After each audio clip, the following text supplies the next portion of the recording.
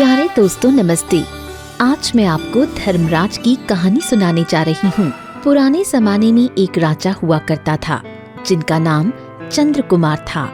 उनके 7 राजकुमारी थीं। चंद्रकुमार को बहुत अहंकार था। उन्हें लगता था कि उनके राजा होने के कारण ही उनका परिवार खुशहाल है तथा शान और शौकत की जिंदगी जी रहा है। राजा की राजकुमारियों में सबसे छोटी राजकुमारी धर्मराज की बहुत भक्त थी। रोज धर्मराज की कथा सुनती थी, उनकी पूजा अर्चना करती थी, सारे नियमों का पालन करके ही भोजन करती थी।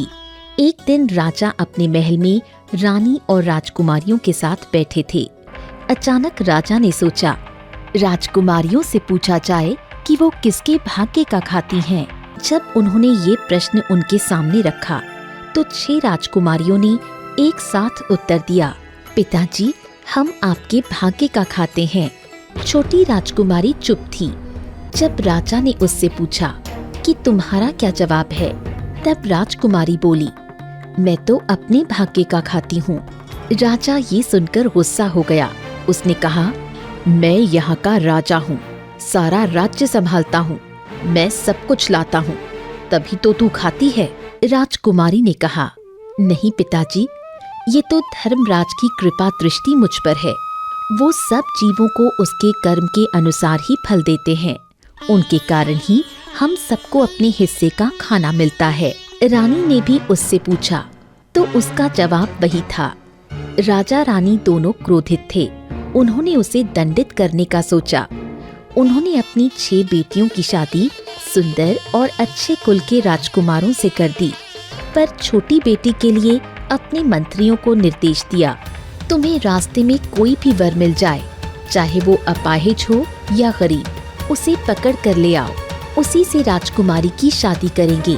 राजा का विचार जानकर धर्मराज ने सोचा, छोटी राजकुमारी तो मेरी भक्त है, उसके साथ अन्याय कैसे होने दे सकता हूँ। मैं ही काले कुत्ते का रूप धारण करके उससे विवाह कर लेता हूँ। उन्होंने वैसा ही किया। मंत्रियों की दृष्टि जब सड़क पर चल रहे उस कुत्ते पर पड़ी तो वो उसे ही पकड़ कर ले आए। राजकुमारी का विवाह उस कुत्ते से कर दिया गया। विवाह के पश्चात राजकुमारी महल से विदा हो गई। वो दुखी मन से पैदल ही कुत्ते के साथ चलने लगी। मार्ग पर चलने की आदत न होने के कारण थोड़ी देर में ही थक गई। वो कुत्ते से कहने लगी, आप तो इधर उधर चल रहे हो, मैं कब तक आपके साथ चलती रहूंगी। धर्मराज ने कहा, कुत्ते का स्वभाव ही है इधर उधर भटकना। तुम तो मेरी पत्नी हो, तुम्हें तो मेरे पीछे पीछे चलना ही होगा। बेबस राजकुमारी फिर से उसके पीछे चलने लगी। चलते चलते धर्मराज यमलोक पहुंच गए।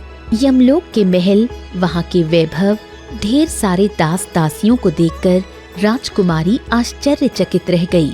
अब धर्मराज अपने असली रूप में आ गए और राजकुमारी से बोले, तुम रोज धर्मराज की कथा सुनती थी, मैं वही हूँ। मैंने तुम्हें बचाने के लिए काले कुत्ते का रूप धारण करके तुमसे विवाह किया। छोटी राजकुमारी हैरान रह गई। वो प्रसन्नता से फूली न समाई। अब वो यमलोक की रानी बनकर राज करने लगी। इधर उसके माता पिता अपनी करनी के कारण बुरी स्थिति में आ गए। उनका राजपाट चला गया। बड़ी दीनहीन दशा हो गई क्योंकि उन्होंने राजकुमारी का विवाह कुत्ते से कर दिया था। हे धर्मराज, आपने जैसे राजकुमारी के ऊपर कृपा की वैसे ही सब पर करना। राजा और रानी के संग जैसा व्यवहार किया वैसा किसी के साथ ना करना। दोस्तों, आपको ये कहानी अच्छी लगी हो तो इसे लाइक और शेयर जरूर करें। धन्यवाद।